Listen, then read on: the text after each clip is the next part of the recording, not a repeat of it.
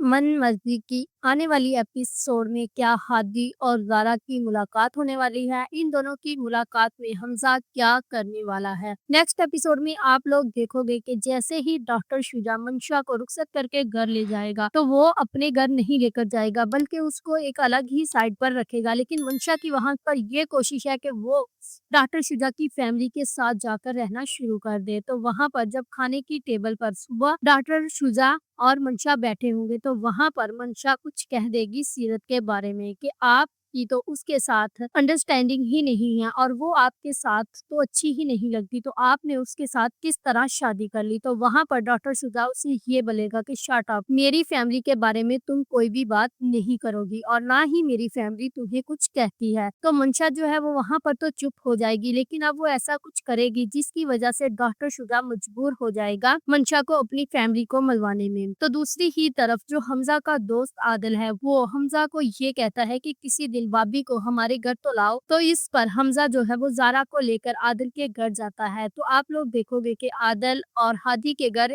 एक साथ हैं। तो जैसे ही हमजा और ज़ारा बाहर खड़े होंगे, तो वहाँ से गुज़र होगा हादी और उसकी बहन सीरत का, क्योंकि हादी उस वक़्त हॉस्पिटल से डिस्चार्ज होकर घर आएगा। तो वहाँ पर वो ज़ारा को खड़ी पाएगा। तो इन दोनों के दरमियान एक इमोशनल सीन हमें देखने को मिलेगा। लेकिन हादी वहाँ से उतर कर अपने घर चला जाएगा और अपने रूम में जाकर आराम करना शुरू कर देगा। लेकिन जो सीरत है वो पीछे ही ज़ारा के चली जाएगी आदिल के घर, क्योंकि उस वक़्त हमज़ा और ज़ारा तो एंटर हो जाएँगे आदिल के घर।